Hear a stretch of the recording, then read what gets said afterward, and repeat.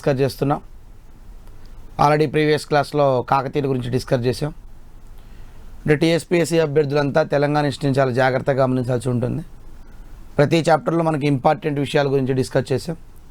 రాజులు, రాజ్యాలు, శాసనాలు, వాళ్ళ భాషలు, వాళ్ళ గ్రంథాలు, సో వీటన్నిటి గురించి మనం ఎలాబరేట్గా డిస్కస్ చేస్తూ వస్తున్నాం.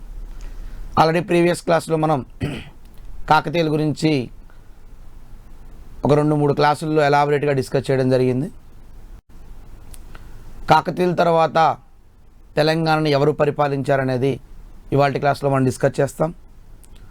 అయితే ఒక చిన్న విషయం, ఈ చాప్టర్ చెప్పడానికంటే ముందు ఒకసారి బ్యాక్గ్రౌండ్కి వెళ్ళినట్లయితే మనకి 1323వ సంవత్సరంలో కాకతీయుల్లో చిట్ట చివరి రాజు అనేటువంటి 2వ ప్రతాపరుద్రుడు పరిపాలిస్తున్న సమయంలో ఉత్తర భారతదేశం నుంచి తుగ్లక్లు దక్షిణ భారతదేశానికి, ముఖ్యంగా మహమ్మద్ బిన్ తుగ్లక్ అటాక్ చేసి కాకతీయ రాజ్యాన్ని అంతమొందించాడని చెప్పేసి మనం ప్రీవియస్ క్లాస్లో చెప్పుకోవడం జరిగింది.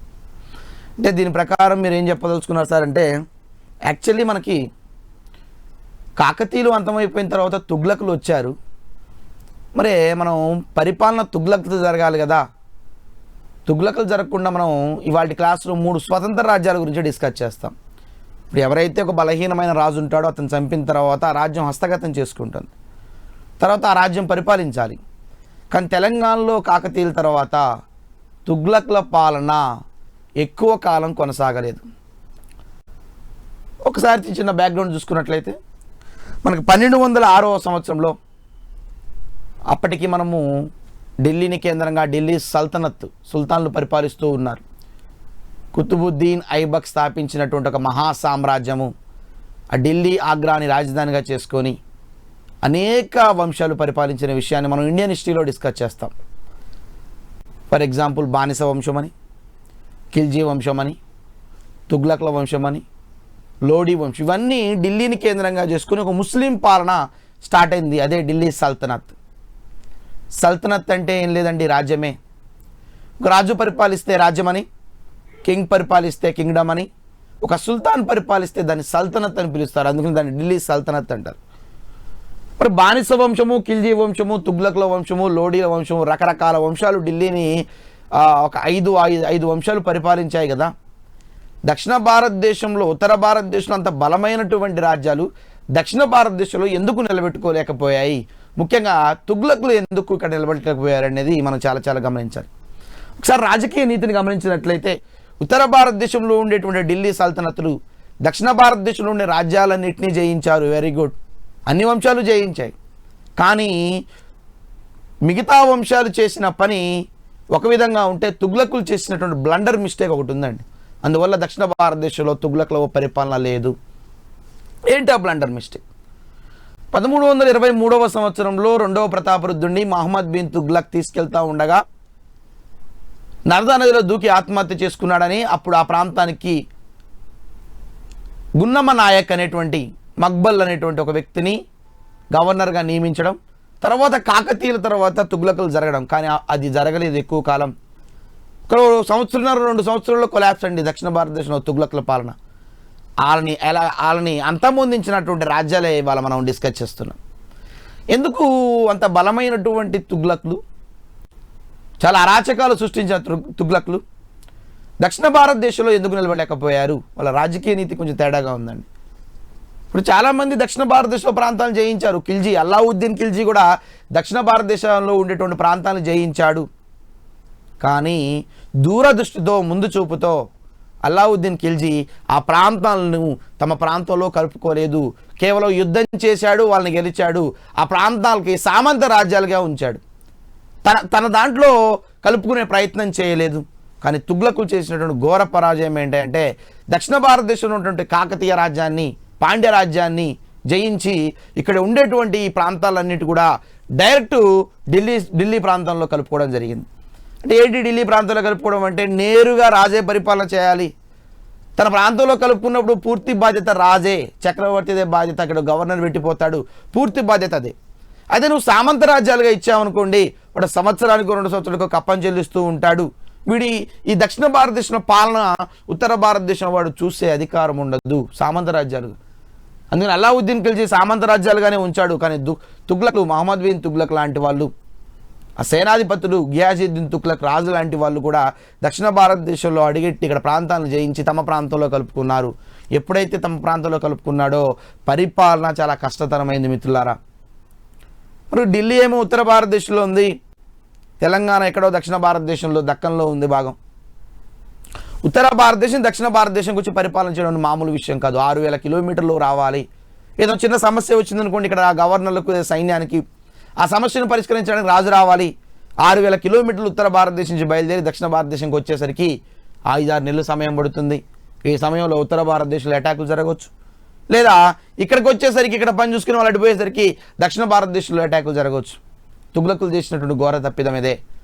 1325వ సంవత్సరంలో తుగ్లకులకు వ్యతిరేకంగా ఒక 3 రాజ్యాలు, అవి కూడా స్వతంత్ర రాజ్యాలు, సామంత రాజ్యాలు కాదు మిత్రులారా, 3 స్వతంత్ర రాజ్యాలు తుగ్లకుల పాలన. మొట్టమొదటిగా ముస్సునూరి నాయక వంశము కాపయ అనేటువంటి వ్యక్తి తుగ్లకులను పూర్తిగా అంతమొందించి 3 స్వతంత్ర రాజ్యాలను ఏర్పాటు చేసుకోవడం జరిగింది. ఇదే టైంలో తుగ్లకులు పరిపాలిస్తున్న టైంలో తుగ్లకులకు వ్యతిరేకంగా దాదాపు 30 రాజ్యాలు తిరుగుబాట్లు చేశాడు. 30 తిరుగుబాట్లు జరిగాయి, 1 కాదు 2 కాదు, 30 తిరుగుబాట్లు చేసి టోటల్ తుగ్లకుల పాలన అంతమొందించి దక్షిణ భారతదేశంలో కాకతీయుల తర్వాత మనకి ఒక బలమైనటువంటి గొప్ప స్వతంత్ర రాజ్యాలు ఏర్పడ్డాయి. స్వతంత్ర రాజ్యాలు సామంత రాజ్యాలు కాదు. అంటే తుగ్లకులను ఓడించడం, ఆ ప్రాంతాన్ని జయించడం, వీళ్ళే స్వతంత్రాన్ని ఏర్పరచుకోవడం. అందుకని కాకతీయుల తర్వాత తుగ్లకుల గురించి డిస్కస్ చేయను అవసరం లేదు. ఒక సంవత్సరంన్నర తర్వాత కొలాప్స్ అండి, తుగ్లకులు మొత్తం కొలాప్స్. ఆ తుగ్లకుల్ని ఎవరు ఓడించారనేదే మనకు చాలా ఇంపార్టెంట్. తెలంగాణ హిస్టరీలో మనం తుగ్లకుల గురించి చెప్పుకోం, కానీ ఆ మధ్యయుగ భారతదేశ చరిత్రలో మనం ఏ విధంగా అయితే అక్కడ ఢిల్లీ సుల్తాన్లు అంటామో, ఇక్కడ సిచ్యువేషన్ మనకు మారి ఇక్కడ 3 స్వతంత్ర రాజ్యాల గురించి ఈ చాప్టర్లో డిస్కస్ చేస్తాం. అందుకని నేను ఈ యుగాన్ని స్వతంత్ర రాజ్య యుగము అని పిలుస్తాం. మనకు 3 రకాల స్వతంత్ర రాజ్యాలు ఏర్పడ్డాయండి. ఆ 3 తెలంగాణ, ఆంధ్ర ఈ ప్రాంతాన్ని పరిపాలిస్తూ ఉన్నాయి. సో ఓవరాల్గా మనకి ఆ 3 ప్రాంతాలు ఏంటి, ఆ 3 స్వతంత్ర రాజ్యాలు ఏమిటి, ఒక్కొక్క రాజ్యము ఎక్కడిది, రాజు ఎవడు, ఇంపార్టెంట్ పర్సన్స్ ఎవరు, దట్స్ ఆల్. ఈ 3 గురించి డిస్కస్ చేస్తే మనకి చాప్టర్ కంప్లీట్ అయిపోతుంది. అంటే 3 రాజ్యాల గురించి మనం అంటే కాకతీయులు ఎండిపోయారండి. కాకతీయులు సుదీర్ఘంగా పాలించారు. కాకతీయుల యొక్క చరిత్ర మనం చూసాం. అంత ఎలాబొరేట్గా ఉండదు. వీళ్ళు కొన్ని దశాబ్దాల పాటు వీళ్ళు పరిపాలించడం జరిగింది. దాదాపు కాకతీయుల తర్వాత ప్రస్తావన స్వతంత్ర రాజ్యాల గురించి అడుగుతాడు ప్రశ్న. కాకతీయులు చాలా చాలా గొప్పగా పరిపాలించారు. రాజుల గురించి చూసాం, రాజకీయ చరిత్ర చూసాం, పరిపాలన చూసాం, సైనిక నిర్వహణ చూసాం, న్యాయస్మృతి, శిక్షాస్మృతి చూసాం, మనం సామాజిక పరిస్థితులను డిస్కస్ చేసాం ప్రీవియస్ క్లాస్లో, వాస్తుశిల్పాన్ని చూసాం, మత పరిస్థితులు చూసాం.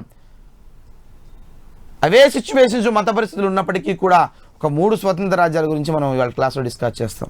ఆ 3 స్వతంత్ర రాజ్యాలు నేను పేర్లు చెప్తాను. ఒకటి మనకి ముస్సునూరి నాయక రాజ్యము, ఇదొక రాజ్యం అండి. వీళ్ళు మనకి భద్రాచలం దగ్గర రేకపల్లిని రాజధానిగా చేసుకుని పరిపాలించారు. రెండవది పద్మనాయకులు, ఇదొక స్వతంత్ర రాజ్యము. వీళ్ళు రాచకొండను రాజధానిగా చేసుకుని పరిపాలించారండి. ఇవన్నీ స్వతంత్ర రాజ్యాలండి, ఎవరి కింద పని చేయలేదు. కాకతీయులు ఎండ్ అయిపోయిన తర్వాత వచ్చిన స్వతంత్ర రాజ్యాలు. నెక్స్ట్ 3ది రెడ్డి రాజ్యము. వీళ్ళు కొండవీడును రాజధానిగా చేసుకొని కోస్తాంధ్ర ప్రాంతాన్ని పరిపాలించారు. అంటే ముస్సునూరి నాయక రాజ్యము, పద్మనాయక రాజ్యము, రెడ్డి రాజ్యము. అంటే ఈ రెడ్డి నాయక రాజ్యము, ఈ 3 కూడా తెలంగాణలో కాకతీయుల తర్వాత స్వతంత్ర రాజ్యాలుగా ఏర్పడ్డాయి. ఇప్పుడు మనం ఏం చేయాలంటే ఒక్కొక్క రాజ్యం గురించి కొద్దిసేపు ఎక్స్ప్లెయిన్ చేసుకొని దాంట్లో ఉండేటువంటి రాజుల చరిత్ర గురించి మనం డిస్కస్ చేయాలి. ముందుగా నేను ముస్సునూరి నాయక రాజ్యాన్ని గురించి డిస్కస్ చేస్తాను. ఎందుకంటే తుగ్లకుల్ని తొలిసారిగా అంతం చేసినటువంటి రాజ్యం ఇదే. తుగ్లకులను పూర్తి స్థాయిలో అంతం చేసినటువంటి రాజ్యం. సో కాబట్టి తుగ్లకులు అంతమవడానికి ప్రధాన కారకమైనటువంటి రాజ్యం ఏంటంటే ముస్సునూరి నాయక రాజ్యం.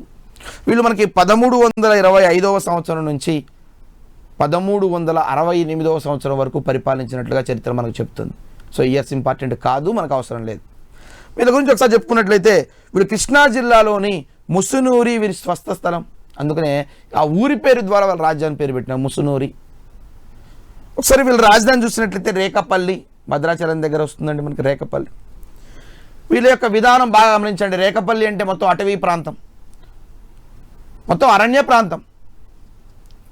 ఆనాటి కాలంలో ముస్లిం నాయక రాజులు ముఖ్యంగా అటవీ ప్రాంతం ద్వారా తుగ్లకులతో యుద్ధం చేశారు. మామూలు యుద్ధం కూడా కాదు, గెరిల్లా యుద్ధం చేశారు.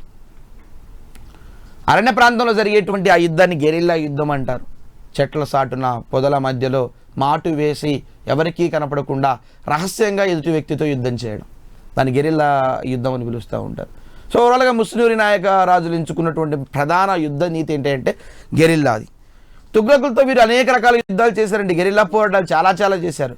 ఏ పాటికి ముస్లిం నాయకులు తుగ్లకులను ఇక్కడి నుంచి పంపించాల్సిందే. వీళ్ళ అరాచకాలు విపరీతంగా ఉన్నాయి, నేను డిస్కస్ చేస్తాను ఈ క్లాస్లో. సో వీళ్ళు విపరీతమైనటువంటి గెరిల్లా పోరాటాలు తుగ్లకులతో చేసినట్టుగా మనకు చెప్తుంది. సో ముస్లిం నాయక రాజ్యానికి సంబంధించి మనకి ఒక ఇద్దరు రాజుల గురించి నేను డిస్కస్ చేస్తాను. ఇద్దరే ఉన్నారండి, ఇద్దరు రాజుల గురించి డిస్కస్ చేస్తాను. నెంబర్ 1 అంటే ప్రోలయ నాయక, మోస్ట్ ఇంపార్టెంట్ అండి. ప్రోలయ నాయక ఈ వంశస్థాపకుడు. ఇతను 1325 నుండి 1335 వరకు 10 సంవత్సరాల వరకు పరిపాలించాడు. రేకపల్లిని రాజధానిగా చేసుకునే భద్రాచలం దగ్గర. ఈయన గురించి ఒకసారి చూసుకున్నట్లయితే ఇతని గురించి మనకు ఒక శాసనం, విచిత్రం ఏంటంటే ఆ శాసనాన్ని ఆయనే వేయించుకున్నాడండి. విలాస తామ్ర శాసనం. నేను ప్రీవియస్ క్లాస్లో 1323వ సంవత్సరంలో 2వ ప్రతాపరుద్రుడు నర్మదా నదిలో దూకి ఆత్మహత్య చేసుకున్నాడని మనకు ఒక గ్రంథం చెప్తుందని చెప్పాను. విలాస తామ్ర శాసనం అది ఇతనే రచించాడండి. ఆ విలాస తామ్ర శాసనం మనకి ఇతని గురించి ఒక 3 అంశాలని, అంటే ఈ సామ్రాజ్యం తుగ్లకుల గురించి మనకు 3 రకాలైనటువంటి ఇన్ఫర్మేషన్ ఇస్తుందండి. ఒకటి ఏంటంటే 2వ ప్రతాపరుద్రుడు నర్మదా నదిలో దూకి ఆత్మహత్య చేసుకున్నాడని మనకి తామ్ర శాసనం చెప్తుంది. ఎందుకంటే 1323వ సంవత్సరంలో కాకతీయులో చిట్ట చివరైన 2వ ప్రతాపరుద్రుడు బందీగా తీసుకెళ్తున్నాడు మహమ్మద్ బిన్ తుగ్లక్. తీసుకుంటుంటే మార్గం మధ్యలో ఆ యొక్క అవమానాన్న భారాన్ని తట్టుకోలేక నర్మదా నదిలో దూకి చనిపోయాడని మనకి ఈ శాసనమే చెప్తుంది. విలాస తామ్ర శాసనం. తామ్రము రాగి శాసనం అండి, అది రాగి రేకులపై రాసినటువంటి శాసనం. విలాస తామ్ర శాసనాన్ని ఎవరు వేయించారు? ఒకటే బిట్ అండి, డైరెక్ట్గా ప్రోలయ నాయక. ఇంతకంటే అడగడండి. సో ఈ తామ్ర శాసనం మనకి ఇంకో 2వ ఇన్ఫర్మేషన్ కూడా ఇస్తుంది. తుగ్లకులు అనేక అరాచకాలు చేస్తున్నారని శాసనం చెప్తుంది. ఆనాటి కాలంలో తుగ్లకుల పరిపాలన చాలా చాలా ఘోరాతి ఘోరంగా ఉంది. అనేక రకాలైనటువంటి అరాచకాలు సృష్టిస్తున్నారు. దక్షిణ భారతదేశంలో ఉన్నటువంటి దేవాలయాలని అన్నిటినీ ధ్వంసం చేస్తున్నారు. మతోన్మాదం ఎక్కువగా ఉందని మనకి విలాస తామ్ర శాస్త్రం చెప్తుంది. దేవాలయాలను పడగొట్టడం, దేవాలయాల మొత్తాన్ని కూల్చడం, గర్భగుడిలో ఉండేటువంటి ఆ యొక్క బంగారాన్ని, అనంతమైనటువంటి సంపద మొత్తాన్ని కూడా దోచుకెళ్లడం తుగ్లకులు చేసినటువంటి అరాచకాలు. తుగ్లకులు 2 రకాల పనులు చేశారు. ఒకటి దేవాలయాలను ధ్వంసం చేశారు, ఎందుకంటే మతోన్మాదం. 2ది ఆ దేవాలయాల గర్భగుడిలో, ఎక్కడైతే మీరు ఆనాటి కాలంలో దేవాలయం యొక్క గర్భగుడి కింది భాగాన నేలమానిగలు ఉంటాయండి, నేలమానిగలు. ఆ నేలమానిగలు అనేక రకాలైన వజ్ర వైడూర్యాలు, బంగారాలు, ఓకేనా, అనేక రకాల నాణ్యాలు అన్నిటినీ కూడా దాంట్లో దాచిపెట్టేవారు. విపరీతమైన బంగారం దాచిపెట్టినటువంటి విధానాన్ని తుగ్లకులు వచ్చి దాడి చేసి ఆ దేవాలయాలు అనంతమైనటువంటి సంపద మొత్తాన్ని తీసుకెళ్లేవారు. సంపదను కూడా మన దగ్గర తీసుకెళ్లారు. నెక్స్ట్ ఇంకో చేసిన అరాచకం ఏంటంటే వీళ్ళని దక్షిణ భారతదేశంలోకి వస్తే దక్షిణ భారతదేశంలో ఉన్నటువంటి అందరి స్త్రీల పైన చాలా చాలా ఘోరాతి ఘోరమైనటువంటి అరాచకాలు సృష్టించారు తుగ్లకులని మనకి విలాస తామ్ర శాసనం చెప్తుంది. బలవంతంగా వ్యభిచారం చేయడం, పట్టుకొని ఈడ్చుకొని వెళ్ళడం, ఉత్తర భారతదేశానికి తీసుకొని వెళ్ళడం, బానిసలుగా చేయడం తుగ్లకులు చేసినటువంటి ఘోరమైనటువంటి పనుల్లో ఇది ఒకటి. స్త్రీలను బాగా హింసించడం, విపరీతమైన పనులు వేయడం, స్త్రీలను వ్యభిచార కూపంలోకి బలవంతంగా తీసుకెళ్లడం. సో తుగ్లకులు చేస్తున్నటువంటి అరాచకం ఇంకోటి ఏంటంటే స్త్రీలను బాగా హింస పెట్టడం. ఇంకా మోస్ట్ ఇంపార్టెంట్ ఏంటంటే ఆనాటి కాలంలో ఆల్రెడీ మనకి ప్రీవియస్ క్లాస్లో చెప్పుకున్నాం, శాతవాహనులు, శైవ యుగము అని చెప్పుకున్నాం, వైదిక మతం అని చెప్పుకున్నాం. వైదిక మతం అంటే ఎవరు ఎక్కువగా ఉంటారు? బ్రాహ్మణుల యొక్క ప్రాధాన్యత ఎక్కువగా ఉంటుంది. ఆ బ్రాహ్మణుల్ని ఊచకోత కోయించిన వ్యక్తులు అంటే బ్రాహ్మణులు. మనకు శాతవాహనులు కానీ కాకతీయులు కానీ అగ్రహారాలు ఇచ్చుకుంటూ బ్రాహ్మణులు గౌరవించుకుంటూ వస్తుంటే ఈ దక్షిణ భారతదేశంలోకి వచ్చినటువంటి తుగ్లకులు బ్రాహ్మణుల్ని నడి రోడ్డు మీద చంపడం చేసేవారు, హింసించేవారు. బ్రాహ్మణ ఎక్కడ పూజ చేస్తుంటే దేవాలయాల్లో ఉండేటువంటి ఆ విగ్రహంతో పాటు బ్రాహ్మణ్ణు కూడా చంపేవారు. ఎందుకంటే మతోన్మాదము, బ్రాహ్మణుడు అంటే పడదు. ఎందుకంటే బ్రాహ్మణుడు వైదిక మతం అంటే ఆనాటి కాలంలో ఉండేటువంటి ఆ యొక్క దేవాలయాల కాన్సెప్ట్ మొత్తానికి కొలాప్స్ చేయాలి. అంటే మత ఛాందసవాదము ఉంది, రాచరిక పాలన ఉంది, అనేక దురాచారాలు ఉన్నాయి. సో బ్రాహ్మణుల్ని చంపినట్లుగా మనకి విలాస తామ్ర శాస్త్రం చెప్తుంది. అదే కాకుండా వైదిక మతానికి వ్యతిరేకంగా ఆహార నియమాలను పాటించడం. ఏంటి ఆహార నియమాలండి? గోమాంస భక్షణ వీళ్ళు బాగా చేశారని విలాస తామ్ర శాస్త్రం చెప్తుంది. మనకి తెలుసు వైదిక మతము తర్వాత వచ్చిన హిందూ మతము గోవుని చాలా పవిత్రంగా చూస్తుంది. ఇవాళకి హిందూ మతంలో గోవు పవిత్రత చాలా ఉందండి. గోవు వన్నదా సుఖదా అని పిలుస్తారు. ఆరోగ్యాన్ని ఇస్తుంది, సంతోషాన్ని ఇస్తుంది, అన్నాన్ని ఇస్తుంది గోవు. 33 కోట్ల దేవతలంతా సంపద కూడా గోవులోనే ఉందని చెప్పేసి మనకి హిందూ మతం నమ్ముతూ ఉంటుంది. అంటే వాళ్ళకు ఉండేటువంటి సంస్కృతిని కూడా వ్యతిరేకంగా తుగ్లకులు ప్రవర్తించడం, వాళ్ళు దేవాలయాలకు పోనివ్వకుండా చేయడం, వాళ్ళ ఆహార పదార్థాలు తింటుంటే వాళ్ళు ఏదైతే అసహించుకుంటారో, ఏదైతే పాపంగా భావిస్తారో, ఏదైతే అపచారంగా భావిస్తారో ఆ సంస్కృతిని వీళ్ళు తూచా తప్పకుండా పాటించడం. మరి వాళ్ళు గోమాంస భక్షణ చేయడం అనేది ఆనాటి హిందూ మతానికి వ్యతిరేకమే కదా. హిందువులేమో గోవుని పూజిస్తూ ఉంటారు, ప్రతిరోజు ఉదయం నుంచి సాయంత్రం వరకు గోవుని పూజిస్తూ ఉంటారు. అటువంటి పూజించే గోవుని దేవతగా దేవుళ్ళుగా చూసేటువంటి ఆ యొక్క గోవుని వీళ్ళు గోమాంస భక్షణ చేయడం అనేది విపరీతమైనటువంటి వ్యతిరేకతే, బ్రాహ్మణులకు వ్యతిరేకంగా. సో ఇటువంటి అరాచకాలు సృష్టించారని మనకి విలాస తామ్ర శాస్త్రం చెప్తుంది. ఒకటేమో నర్మదా నదిలో దూకాడని ఎవరతను, రెండవ ప్రతాపరుద్రుడు అవమాన భారాన్ని భరించలేక. రెండోది తుగ్లకుల యొక్క అరాచకాలు రోజు రోజుకి తారాస్థాయికి చేరుతున్నాయని ఈ శాస్త్రం చెప్తుంది. ఇక మూడవది ఏంటంటే తుగ్లకులతో ఇతను గెరిల్లా అనేటువంటి పోరాటం చేస్తున్నాడని మనకి విలాస తామ్ర శాస్త్రం చెప్తుంది. ఆ ప్రోలయ నాయకుడు గెరిల్లా పంతం ద్వారా, గెరిల్లా యుద్ధ నీతి ద్వారా తుగ్లకులతో పోరాటం చేస్తున్నాడని. ఈ 3 విషయాలు గ్రూప్ 1 మెయిన్స్ రాస్తే 3 విషయాలు చాలా ఇంపార్టెంట్ అండి. చూపెట్టాలంటే ఒకటే గుర్తు, రెండవ ప్రతాపరుద్రుడు నర్మదా నదిలో దూకి ఆత్మహత్య చేసుకున్నాడని మనకి ఏ శాస్త్రం తెలియజేస్తుంది? విలాస తామ్ర శాస్త్రం. ఇంకా బిట్టు డీప్గా అడగాలంటే విలాస తామ్ర శాస్త్రం దేనికి సంబంధించింది అంటే రెండవ ప్రతాపరుద్రుడు కాకతీయుల అంతం ఎలా జరిగిందో చెప్తున్నాడు. ఇంకా మామూలుగా మీకు ఎస్ఐ కానిస్టేబుల్ అడగాలంటే విలాస తామ్ర శాసనాన్ని వేయించినటువంటి వ్యక్తి ఎవరు? ప్రోలయ నాయకుడు. That's all. ఇంతకంటే బిట్ ఎక్కువగా అడగాడు. సో ఓవరాల్గా కాన్సెప్ట్ ఏంటంటే తుగ్లకుల యొక్క పరిపాలన ఎలా ఉండేది, వాళ్ళ అరాచకాలు ఎలా ఉన్నాయి, అందుకోసమే వీళ్ళు తుగ్లకులతో పోరాటం చేశారు అనే కాన్సెప్ట్ని మనకి ఈ యొక్క విలాస తామ్ర శాస్త్రం చెప్తుంది. నెక్స్ట్ ఇతని తర్వాత మనకి రెండవ రాజు ఇంపార్టెంట్ అండి. ఎందుకంటే దక్షిణ భారతదేశంలో 1336 అంటే 35 ఆ టైంలో పూర్తిగా తుగ్లకుల్ని దక్షిణ భారతదేశంలో అంతం చేసినటువంటి వ్యక్తి ఎవరంటే కాపయ నాయక వంశం పేరు నథింగ్ బట్ అండి ముస్లిం గ్రామం పేరు. సో ఇక్కడ కాపయ నాయక గురించి ఒకసారి డిస్కస్ చేసినట్లే 1335 నుంచి దాదాపు 1368, ఇతను ఒక 33 సంవత్సరాలు, అతను ఒక 10, ఇతను ఒక 33 సంవత్సరాలు, దాదాపు 68 దాకా పరిపాలించినట్లు మనకి చరిత్ర చెప్తుంది. సో ఇతని గురించి ఒకసారి తీసుకున్నాం. 1336 సంవత్సరంలో నేను చెప్పాను, 1336 సంవత్సరంలో మనకి కాకతీయ రాజ్యాన్ని, పాండ్య రాజ్యాన్ని అంతం చేసినటువంటి ఆనాటి గవర్నర్ మాలిక్ మక్బుల్ని తరిమి కొట్టి పూర్తిగా తుగ్లకుల యొక్క రాజ్యాన్ని అంతం చేసి ఇతను తుగ్లకుల పాలన అంతం చేసినట్టుగా మనకి చెప్తుంది. నేను చెప్పాను 1336లో మహమ్మద్ బిన్ తుగ్లక్ సేనాపతిగా వచ్చిన తర్వాత ఇక్కడ ఒక వ్యక్తిని గన్నమ నాయక, అతని హిందువే, ఇస్లాం తీసుకున్నాడు, ద్వారపాలకుడు మోసం చేశాడని చెప్పాను. మీరు గుర్తుంచుకోవాలి ఇటువంటివన్నీ. సో అతన్ని తరిమి కొట్టి తుగ్లకుల పాలన పూర్తిగా అంతం చేసిన వ్యక్తి ఎవరంటే కాపయ నాయకుడు. That's all. ఏ సంవత్సరం? 1336 సంవత్సరం. మీ అందరికి గుర్తే ఉంది, ఆనాటి గవర్నర్ అండి అతను.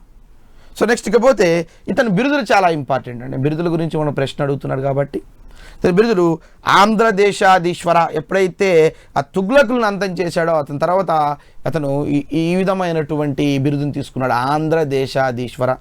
రెండవ బిరుదు ఆంధ్ర సురత్రణ. ఆంధ్ర సురత్ర అనేటువంటి బిరుదాన్ని కూడా తీసుకున్నాడు. సో అది మనకు ఉండేటువంటి విషయం. నెక్స్ట్ ఇతని రాజ్యం పైన ఈ సమయంలో ఇతను ఉన్నప్పుడు పక్కనే మనకి బహమనీయులు ఉన్నారండి. బహమనీయుల గురించి నేను నెక్స్ట్ చాప్టర్లో విజయనగరం తర్వాత నేను బహమనీయుల గురించి ఎలాబరేట్గా డిస్కస్ చేస్తాను.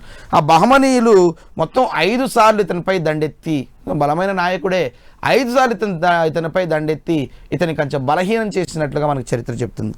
ఈ దాడుల్లో అంటే 5 సార్లు ఇతనిపై దాడి చేసినప్పుడు ఇతను భువనగిరి కోటను, నీలగిరి కోటను, కౌలాస్ కోటను మరియు గోల్కొండ కోటను అన్నిటినీ కూడా ఆ యొక్క బహమనీయులు ఆక్రమించుకున్నట్టుగా మనకి బహమనీ రాజ్యానికి సంబంధించి 5 యుద్ధాలు తెలియజేస్తున్నాయి. బహమనీయుల గురించి నేను స్పెషల్ చాప్టర్ ఉంది, అక్కడ డిస్కస్ చేస్తాను. సో నెక్స్ట్ ఇకపోతే మరి ఈ వంశం కూడా అంతమైనటువంటి ఆధారాలు ఉన్నాయి. ఎలా అంతమైంది? తుగ్లకులు అంతం చేశారా? లేరు, తుగ్లకులను అంతం చేసిందే ఇతను. సో బహమనీ సుల్తాన్ 5 సార్లు దండెత్తరుగా వాళ్ళు ఏమని చేశారా? కాదండి. 1368వ సంవత్సరంలో భీమారం యుద్ధంలో, మనకు వరంగల్ జిల్లాలో ఆ ఊరి పేరండి భీమారం. ఆ భీమారం యుద్ధంలో పద్మనాయక రాజు అయినటువంటి, అప్పటికి పద్మనాయకుడికి ముస్లింకి ఘర్షణ జరుగుతూనే ఉంది, పద్మనాయక రాజు అయినటువంటి అనపోత నాయకుడు, ఆయన గురించి డిస్కస్ చేస్తాం నెక్స్ట్ మనం. అనపోత నాయకుడు కాపయ్యను చంపి ముసునూరి రాజ్యాన్ని స్వాధీనం చేసుకొని పద్మనాయక రాజ్యంలో కలిపేశాడు. సో కాపయ్య నాయకుడిని చంపినటువంటి వ్యక్తి ఎవరంటే పద్మనాయకులు. ఎవరైనా అవపోత నాయకుడు, మోస్ట్ ఇంపార్టెంట్ అండి. సో అవపోత నాయకుడు ఆ వ్యక్తిని 1368వ సంవత్సరంలో భీమారం యుద్ధంలో చంపి మొత్తం ముసునూరి యొక్క రాజ్యం మొత్తం స్వాధీనం చేసి, దీంతో మనకి ముసునూరి రాజ్యం కొలాప్స్ అండి, క్లోజ్, టోటల్ ఎండ్. సో ఆ విషయాన్ని మీరు చాలా జాగ్రత్తగా గమనించాలి. సో ఇది మనకు ఉండేటువంటి ముసునూరు రాయకం. దీంట్లో ఇద్దరు గురించి మనం డిస్కస్ చేసినామండి. ప్రోలయ నాయకుడు, నెక్స్ట్ రెండోది కాపయ్య నాయకుడు. వీళ్ళిద్దరు చాలా చాలా ఇంపార్టెంట్. యాక్చువల్లీ ప్రోలయ నాయకుడు కొడుకు కాదండి, అతనికి సంతానం లేదు, అతని పినతండ్రి కొడుకు, బాబాయ్ కొడుకు ఎవరంటే కాపయ్య నాయకుడు. సో మొత్తానికి కాపయ్య నాయకుడు చాలా ఇంపార్టెంట్, ఎందుకంటే తుగ్లకులను అంతం చేశాడు. ఇది మనకు ఉండేటువంటి ముస్లిం నాయక రాజ్యము. మరి తెలంగాణ, ఈ దక్షిణ భారతదేశంలో ఇంకొక స్వతంత్ర రాజ్యం ఉందని చెప్పుకున్నాం, పద్మనాయకులు. ఆటోమేటిక్గా ముస్లింని అంతం చేసింది పద్మనాయకులు కాబట్టి నెక్స్ట్ పద్మనాయకులు, దట్స్ ఆల్.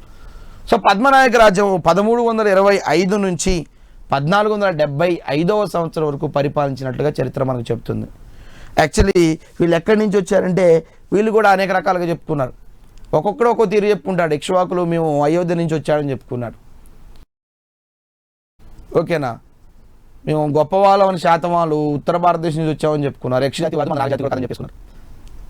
మేము ఏక బ్రాహ్మణులు అని చెప్పుకున్నారు. కానీ వీళ్ళు కూడా పద్మనాయకులు ఎవరంటే విష్ణు పాద పద్మముల నుండి మేము ఆవిర్భవించామని, విష్ణు యొక్క పాద పద్మముల నుండి, ఆ పద్మముల నుండి మేము ఆవిర్భవించామని తమకు తాముగా చెప్పుకున్నారు. చరిత్రకారులు అలా ఏం లేదు, ఇక్కడ వీరు ఎవరో ఒక తెగకు సంబంధించిన వాళ్ళు ఒక ప్రాంతంలో ఉండి తర్వాత స్వతంత్ర రాజ్యానికి మంచిగా సేనాపతులుగా తయారీ రాజ్యాన్ని ఏర్పాటు చేసుకున్నారని మన చరిత్రకారులు చెప్తుంటే, వీళ్ళు మాత్రం మేము విష్ణు పాదముల నుండి ఆవిర్భవించామని, ఎవడి తీరి వాడిదండి, ఎవరి ఇష్టం వాడిది. ఎందుకంటే హైబ్రిడ్గా చెప్పుకోవడం అనేది ఏ వంశం చేయదు. సో ఆటోమేటిక్గా ఇలా చెప్పుకుంటూ ఉంటారు. సో వీళ్ళది రేచర్ల వంశము. ఆల్రెడీ మీకు రేచర్ల వంశం అంటే కాకతీయుల సామంతులుగా ఉన్నారు, మీకు గుర్తే ఉంది. ఇది నల్గొండ జిల్లాను పరిపాలించినప్పుడు కాకతీయుల సామంతులుగా ఉన్నారని చెప్పుకున్నాం.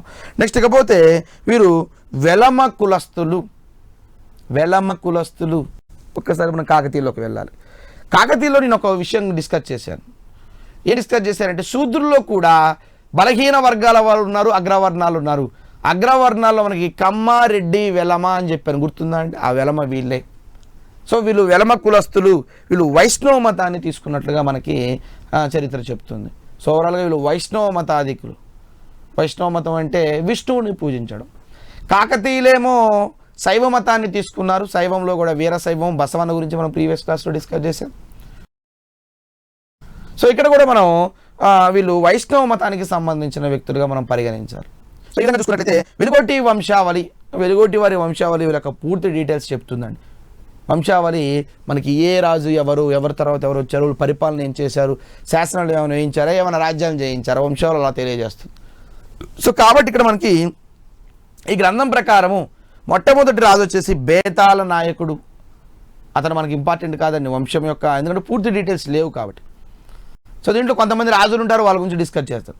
ముందుగా పద్మనాయకులు వీళ్ళు జన్మస్థలం వచ్చేసి ఆమన్గల్లు అంటే రంగారెడ్డి కిందకి వస్తుంది, రంగారెడ్డి జిల్లా కిందకి అనుకుంటా ప్రస్తుతం.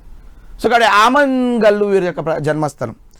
పద్మనాయకులు రెడ్డి రాజులతోనూ మరియు బహమనీలతో కలిసి విజయనగర రాజులతో పోరాడారు. అంటే దీని తర్వాత ఇంకొక రాజ్యం, అంటే వీళ్ళతో పాటు సమానంగా ఉన్న రాజ్యాలు ఏంటంటే విజయనగర సామ్రాజ్యం ఉంది, హంపి బళ్ళారి దగ్గర మనకు వస్తుందండి కర్ణాటకలో. సో దాన్ని పరిపాలిస్తున్న విజయనగర రాజులతో వీళ్ళ గొడవలు ఉన్నాయి. ఈ విజయనగర రాజులతో సపోర్ట్ ఎవరు తీసుకున్నారంటే బహమనీలు సపోర్ట్ తీసుకున్నారు. పద్మనాయకులు రెడ్డి రాజులతో కూడా యుద్ధం చేస్తున్నట్లు, అంటే చుట్టుపక్కల నిరంతర ఘర్షణలు ఉన్నాయండి వీళ్ళకి. పద్మనాయక రాజ్యము రెడ్డి రాజ్యంతో పోరాటం చేస్తుంది, ఘర్షణ చేస్తుంది. విజయనగర రాజ్యంతో కూడా పోరాటం చేస్తుంది. అయితే ఇక్కడ విషయం ఏంటంటే విజయనగర రాజ్యంతో ఒకటే పోరాటం చేయలేదు, బహమనీ సల్తనత్ యొక్క ప్రాధాన్యత తీసుకుంది, వాళ్ళ సపోర్ట్ తీసుకుంది. ఆ బహమనీ సల్తనత్ గురించి నేను ఒక 5 అంశాలు ఉన్నాయి, వాటి గురించి డిస్కస్ చేస్తాను. విచ్ఛిన్నమైపోతుంది తర్వాత.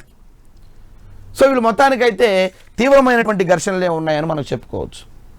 సో తీవ్రమైనటువంటి ఘర్షణలో భాగంగా ఈ యొక్క మనకి ఈ పద్మనాయకులకు సంబంధించి కొంతమంది రాజులు అనేవి మనకి చాలా చాలా ఇంపార్టెంట్ అండి. ఒకసారి ఈ రాజుల గురించి డిస్కస్ చేసినట్లయితే సింగమాన్ నాయక 1, ఇప్పుడు 1 అన్న అంటే ఆటోమేటిక్గా 2 అనేవాడు ఉన్నాడని అర్థం.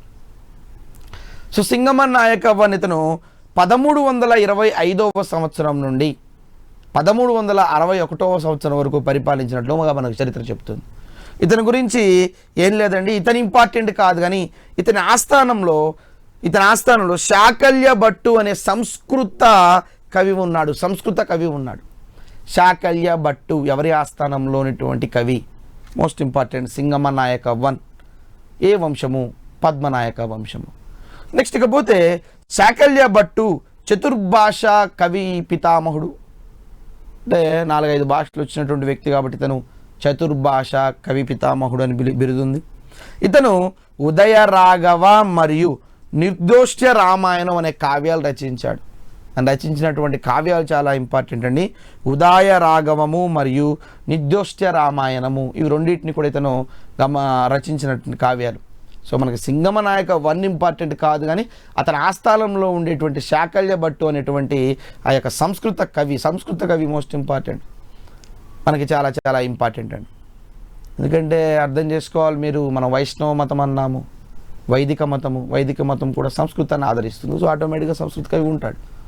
నెక్స్ట్ ఇకపోతే ఇంకొక వ్యక్తి, ఇతను చాలా ఇంపార్టెంట్, అనపోత నాయక 1. ఇందాక నేను చెప్పాను కాపయ్యను చంపినటువంటి వ్యక్తి. మనకి కాపయ్యని భీమార యుద్ధంలో 1336 అంటే 1365 ఆ టైంలో మనకి 68 ఆ టైంలో మనకి చంపినట్టుగా మనకి చరిత్ర చెప్తుంది. సో భీమార యుద్ధంలో చంపినటువంటి ఆ అవపోత నాయక 1 గురించి మనం ఒకసారి డిస్కస్ చేసినట్లయితే, భీమార యుద్ధంలో ముస్నూరి రాజ్యాన్ని ఆ యొక్క కాపయ్యని అంతం చేశాడని మనకి ఐనహోలు శాస్త్రం చెప్తుంది. ఈ విజయం తర్వాత ఇతను కూడా ఆంధ్ర దేశాధీశ్వర అనే బిరుదు తీసుకున్నాడు, ఇందాక నేను చెప్పాను. నెక్స్ట్ ఇకపోతే ఇతను రాజధానిని అప్పటి వరకు రంగారెడ్డి జిల్లాలో ఉండే ఆమన్గల్ నుండి రాచకొండకు మార్చినట్లుగా మనకి చరిత్ర చెప్తుంది. సో రాజధాని ఇతన్ని ఆమన్గల్ నుండి రాచకొండకు మార్చాడు. నెక్స్ట్ ఇతని ఆస్థానంలో కవి ఉన్నాడు, నాగనాథుడు, మోస్ట్ ఇంపార్టెంట్. సో ఇతని ఆస్థానం, అతని ఆస్థానంలో శాకల్య భట్టు ఉంటే ఇతని ఆస్థానంలో నాగనాథుడు అనేటువంటి ఒక కవి ఉన్నాడు. ఇతను సంస్కృతం వచ్చు, తెలుగు వచ్చు, పర్టికులర్ ఒక కవి అని పేరుని పెట్టలేదు నేను. సో ఇతను మదన విలాసం అనేటువంటి కావ్యాన్ని సంస్కృతంలో రచించాడు. రెండోది విష్ణు పురాణాన్ని తెలుగులో రచించాడు, మోస్ట్ ఇంపార్టెంట్. ప్రీవియస్ కాకతీయలో చెప్తున్నప్పుడు మనకి మార్కండేయ పురాణాన్ని మారణ తిక్కన శిష్యుడు అని మారణ మనకి తెలుగులోకి అనువదించాడని మార్కండేయ పురాణం అయితే, ఇక్కడ విష్ణు పురాణాన్ని తెలుగులోకి అనువదించిన వ్యక్తి ఎవరంటే నాగనాథుడు. అష్టాదశ పురాణాలన్నీ కూడా మనకి తెలుగులోకి అనువాదమైనవి. అక్కడ మార్కండేయ పురాణము, ఇక్కడేమో మనకి విష్ణు పురాణాన్ని తెలుగులోకి అనువదించిన వ్యక్తి ఎవరంటే నాగనాథుడు. ఇవన్నీ ఇంపార్టెంట్ అండి. సో అది ఆ అనపోత నాయక 1కు ఉండేటువంటి ఇంపార్టెంట్ విషయం. ఈ తర్వాత సింగమ నాయక 2, ఇందాక నేను సింగమ నాయక 1 అన్నాను, శాకల్య భట్టు అనే సంస్కృత కవి ఉన్నాడన్నారు కదా. ఇప్పుడు సింగమ నాయక 2 ఇతను 1383 నుండి 1399 వరకు పరిపాలించినట్టుగా మనకి చరిత్ర చెప్తుంది. సో ఇతని గురించి ఒకసారి చూసుకున్నట్లయితే, ఇతను విజయనగర రాజులైనటువంటి బుక్కరాయలను మనం డిస్కస్ చేస్తాం, బ్రేక్ తర్వాత డిస్కస్ చేస్తాం. విజయనగర రాజుల గురించి ఒకసారి డిస్కస్ చేస్తాం. ఏంటంటే హరిహర బుక్కరాయలు ఇద్దరు సోదరులు విజయనగర సామ్రాజ్యం స్థాపించారని. దాంట్లో బుక్కరాయలను ఓడించి పానగల్లు కోటను ఆక్రమించుకున్నట్లుగా మనకు తెలియజేస్తుంది ఇతని గురించి. పానగల్లు కోట అంటే మనకు వనపర్తి దగ్గర వస్తుందండి. సో పానగల్లు కోటను ఆనాటి ఆ యొక్క ఆ బుక్కరాయలను ఓడించి పానగల్లు కోటను తీసుకున్నట్లుగా మనకి చరిత్ర చెప్తుంది. ఇతను సంస్కృతంలో అనేక కావ్యాలు రచించాడు. రాజు మరి కవి అండి. సో ఇతను సంస్కృతంలో అనేక కావ్యాలు రచించి సర్వజ్ఞ మరియు కళ్యాణ భూపతి అనే బిరుదాన్ని తీసుకున్నాడు. మోస్ట్ ఇంపార్టెంట్, సర్వజ్ఞ అంతా తెలిసిన జ్ఞాని అండి సర్వజ్ఞ. కళ్యాణ భూపతి అనే బిరుదాన్ని కూడా తీసుకున్నాడు. మరి ఇతని రచనలు మనకి ఇంపార్టెంట్. ఇతని రచనలు రత్న పాంచాలిక, రెండోది రసార్ధవక సుధారకం, మూడోది సంగీత సుధాకరం. ఒకటేమో రత్న పాంచాలిక, రెండోదేమో రసార్ధవ సుధాకరం, మూడోదేమో సంగీత సుధాకరం. ఇది మనకి ఇంపార్టెంట్ ఇతను చేసినటువంటి రచనలు. ఇతని ఆస్థాన కవి మనకి గౌరణ. తెలుగులో అనేక కావ్యాలు రచించాడండి ఇతను గౌరణ.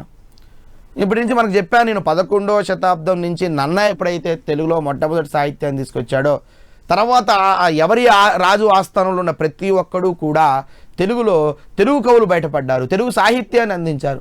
సో ఇతని దాంట్లో మనకి గౌరణ అనేటువంటి ఒక తెలుగు కవి ఉన్నాడు. తనకు అనేక కావ్యాలు రచించాడు. ఒకటి హరిచంద్రోపాఖ్యానం తెలుగులో రచించాడు, రెండోది నవనాథ చరితం తెలుగులో రచించాడు, మూడోది లక్ష్మణ దీపిక అనే దాన్ని చేశాడనమాట. ఇది మనకి ఇంపార్టెంట్. సో ఈ మూడింటిని మనకి కావ్యాలు తెలుగు రచించినటువంటి వ్యక్తి ఎవరంటే గౌరణ. ఇతని తర్వాత అనవోత నాయక 3. ఇతను విజయనగర రాజులతో కలిసి బహమనీలతో యుద్ధం చేశాడు. ఇతను అంత ఇంపార్టెంట్ కాదు. నెక్స్ట్ ఇతని తర్వాత మాద నాయక 1421 నుండి 1430వ సంవత్సరం వరకు పరిపాలించాడు. సో ఇతను మనకు కొంచెం ఇంపార్టెంట్. ఇతను సంస్కృతంలో రాగవీయము అనే కావ్యాన్ని రచించాడు.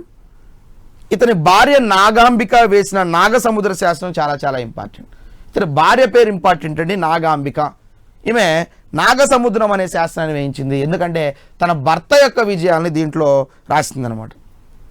తర్వాత ఇతని కాలంలో బహమనీ సుల్తాన్లు అనేక ప్రాంతాలను ఆక్రమించుకున్నాడు. ఇప్పుడు బలహీనపడుతున్నాడు. అంటే వీళ్ళ రాజ్యం ఎండింగ్కి వస్తుంది. ఇతని తర్వాత చిట్ట చివరి ఒక రాజు ఉంటాడు, అతనితో కొలాప్స్ అండి పద్మనాయకులు. అంటే ఇతని టైంలోనే మనకి మాదనాయక వన్ అనేటువంటి టైంలోనే మనకి బహమనీ సుల్తాన్లు ఇక్కడ అనేక ప్రాంతాలను ఆక్రమించుకున్నారు. తర్వాత మనం బహమనీ సుల్తాన్ల గురించి డిస్కస్ చేస్తాం, ఒకరి తర్వాత ఒకరు. క్రొనాలాజికల్ ఆర్డర్, మొట్టమొదటి ఎవడొచ్చాడు, తర్వాత ఎవడొచ్చాడు, ఎలా వచ్చాడు, ప్రతిదానికి ఒక లింక్ ఉంటుందండి.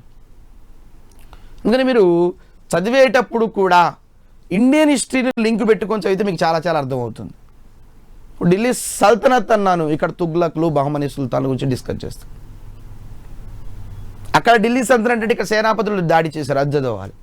రైట్. నెక్స్ట్కి పోతే దీంట్లో చిట్ట చివరి వాడు సింగమ నాయక 3 1430 నుండి 1475 కొలాప్స్ అండి. 1475తో కంప్లీట్ పద్మనాయక రాజ్యం.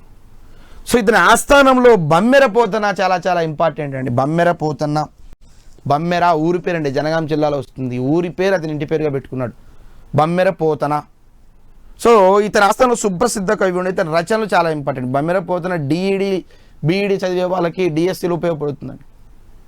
ఇతని గురించి ఇతని ఆస్థానంలో రచనలు ఒకసారి చూసుకున్నట్టయితే, 1 భోగిని దండకం, 2 వీరభద్ర విజయం, 3 మహాభాగవతం. పై 2 ఇంపార్టెంట్ కాదు కానీ మహాభాగవతం చాలా చాలా ఇంపార్టెంట్ అండి. ఇతను ఈ మహాభాగవతాన్ని శ్రీరాముడికి అంకితం ఇచ్చాడు. ఒక్కొక్క కవి రాసిన కావ్యాలన్నింటినీ రాజులకు కానీ, లేక నేను ప్రీవియస్గా చెప్పుకున్నాం మనోసిద్ధికి ఇచ్చాడని, హరిహరకి ఇచ్చాడని చెప్పుకున్నాం. అంటే ఇక్కడ ఏంటంటే వాళ్ళు రాసినటువంటి కావ్యాలను రాజుకైనా ఇస్తారు, లేదా వాళ్ళ దేవుడికైనా దైవత్వానికైనా ఇస్తారు. ఇతను శ్రీరాముడికి అంకితం ఇచ్చాడు. ప్రహ్లాద చరిత్ర, రుక్మిణి కళ్యాణం, గజేంద్ర మోక్షం, ఈ విషయాలు భాగవతంలో భాగాలన్నింటినీ కూడా ఇతను రచించాడని మనం చెప్పుకోవచ్చు. సో ఇది మనకు మోస్ట్ ఇంపార్టెంట్. మహాభాగవతం మనకి శ్రీరాముడికి అంకితం ఇచ్చాడు. ఎవరు? బమ్మెర పోతన. అది మనకి ఈ కవికి ఉండేటువంటి ఇంపార్టెంట్ అండి. 1475లో ఒరిస్సాను పాలించే గజపతులతో అన్నాడు. గజపతులు ఒరిస్సాని బలమైన రాజ్యంగా పరిపాలిస్తున్నాడు. వాళ్ళతో యుద్ధం చేస్తూ 3వ సింగమ నాయకుడు మరణించాడు. 1475లో ఒరిస్సా పాలించేటువంటి గజపతులతో యుద్ధం చేస్తూ ఇతను మరణించినట్లుగా మనకి చరిత్ర చెప్తుంది. ఇంతటితో మనకి పద్మనాయకులు క్లోజ్ అండి. బహమనీలు ఈ రాజ్యాన్ని స్వాధీనం చేసుకున్నారు. తర్వాత బహమనీలు అటాక్ చేసి బహమనీ ప్రాంతాన్ని తీసుకోవడం జరిగింది. సో మొత్తానికి ఒక్కొక్క ప్రాంతం ఒక్కొక్క స్వతంత్ర రాజ్యం గురించి డిస్కస్ చేస్తున్నాం. ముసునూరి ఇద్దరు ఉన్నారు. ఇద్దరు కూడా వాళ్ళని చంపి పద్మనాయకులు వచ్చారు. పద్మనాయకులు గజపతులను చంపేసి బహమనీ సుల్తానీ ప్రాంతాన్ని ఆక్రమించుకున్నారు. ఇక వీళ్ళ తర్వాత 3వ రాజ్యం ఇంపార్టెంట్ కాదు, బట్ అయినా తెలుసుకుందాం. 3వ రాజ్యం ఏంటంటే రెడ్డి రాజ్యము. రెడ్డి నేను చెప్పాను, బలమైనటువంటి రాజ్యాలు వెలమ, రెడ్డి, కమ్మ, ఆధిపత్య పోరు నడుస్తుంది, ఘర్షణ వాతావరణం నడుస్తుంది. రాజకీయంగా, ఆర్థికంగా, సామాజికంగా అన్ని విషయాల్లో వీళ్ళ మధ్యనే వైరం జరుగుతూ ఉంటుంది. ఆనాటి రాజకీయాల నుంచి ఈనాటి రాజకీయ నాయకుల దగ్గర వరకు కూడా వీళ్ళ ముగ్గురి మధ్య పోటీ జరుగుతుంది. బెస్ట్ ఎగ్జాంపుల్ 2 తెలుగు రాష్ట్రాలను గమనించండి. 2 తెలుగు రాష్ట్రాల్లో ఎవరెవరికి మాత్రమే ఘర్షణ ఉంటుంది అంటే వెలమకి, రెడ్డికి, కమ్మకి. మీరు బాగా గుర్తుపెట్టుకోండి, పార్టీలు కూడా వాటితో అనుసంధానమై ఉంటాయి. ఈ ఘర్షణ ఈనాటిది కాదు, ఎప్పుడో 14వ శతాబ్దం నుంచే మనకి ఈ ఘర్షణ స్టార్ట్ అయింది. వీరు కోస్తాంధ్రలో అద్దంకి, ప్రకాశం జిల్లాను, మరి గుంటూరు జిల్లాలో కొండవీడు రాజధానిగా చేసుకుని పరిపాలించారు. మొదట అద్దంకి రాజధాని, తర్వాత కొండవీడికి మార్చారు, అంతేనండి, ఏం లేదు అక్కడ. సో వీళ్ళ గురించి సంబంధించి మనకి ఒక 3 రాజుల గురించి డిస్కస్ చేద్దాం. ఒకటి ప్రోలయ వేమారెడ్డి. ప్రోలయ నాయక వేరు, ప్రోలయ వేమారెడ్డి వేరు, అది గుర్తుపెట్టుకోవాలి. Prolaya Vemareddy most important. ఇతని ఆస్థానంలో మనకి చదలవాడ ఎర్రా ప్రగడ, అతన్ని మనం ఎర్రన్న అని పిలుస్తాం. కవిత్రయంలో 3వ వాడు. నన్నయ్య, తిక్కన్న, ఎర్రన్న. నన్నయ్య 2 పర్వాలు, తిక్కన్న 15 పర్వాలు, ఎర్రన్న అరపర్వాన్ని మనకి తెలుగులోకి భాగవతాన్ని, మహాభారతాన్ని నవోదించాడని చెప్పేసి మనం చెప్పుకున్నాం. ఆ కవిత్రయంలో మనకి 3వ వాడు ప్రోలయ వేమారెడ్డి ఆస్థానంలో ఉన్న వ్యక్తి ఎవరంటే ఎర్రన. ఇతను అరణ్య పర్వంలో శేషభాగాన్ని, ఉత్తర హరివంశము, నృసింహ పురాణము మరియు రామాయణంను కూడా రచించినట్లుగా మనకి చరిత్ర చెప్తుంది. మోస్ట్ ఇంపార్టెంట్ పర్సన్ ఈ విషయం ఏంటంటే ఎర్రాప్రగడ ఎవరి ఆస్థానంలో ఉన్నాడు. ఎర్రాప్రగడ నథింగ్ బట్ ఎర్రన్న, చదలవాడ ఎర్రాప్రగడ అసలు పేరండి. సో అతను ఎవరి ఆస్థానంలో ఉన్నాడు? ప్రోలయ వేమారెడ్డి ఆస్థానంలో ఉన్నాడని చెప్పుకోవచ్చు. నెక్స్ట్ ఇకపోతే ఎర్రన బిరుదులు చాలా చాలా ఇంపార్టెంట్. శంభుదాస, ప్రబంధ పరమేశ్వర.